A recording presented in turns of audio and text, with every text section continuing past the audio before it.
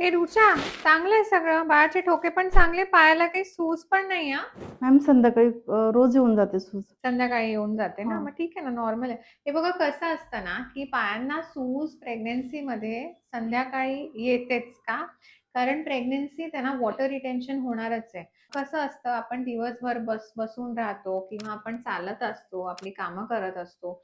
म्हणून ना पायांमध्ये ते पाणी साचून जातं आणि ह्याला आपण पीडल एडिमा म्हणतो, म्हणजे पायांमध्ये सूज. तर याच्यासाठी तुम्हाला काय करायचं, छान गरम पाणी घ्यायचं, त्याच्यामध्ये मीठ टाकून थोडा वेळ बसून मग मसाज करायचं आणि रात्री झोपताना उचल बरं पाय, 2 उश्या ठेवायच्या.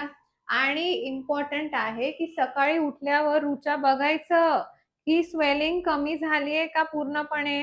ओके. सकाळी स्वेलिंग नको. जर तुम्हाला उठल्या उठल्या पण वाटतंय की नाही पायांवर सूज अजूनही आहे, किंवा मग तुमचं डोकं दुखत असेल, इथे अम्बिलिकसच्या वर पोटात दुखत असेल, किंवा मग पूर्ण बॉडीमध्ये इन जनरल तुम्हाला असं वाटत असेल की असं पाणी पाणी असं एकदम सूज आलेली आहे, that is a warning sign. हा, तुम्ही लगेच तुमच्या गायनॅककडे जा. पण हो, तशी सूज जी दिवसभर नसते आणि फक्त संध्याकाळी आणि रात्री येते, बीपी तुमचं नॉर्मल आहे, त्याला घाबरण्यासारखं काहीच नाही.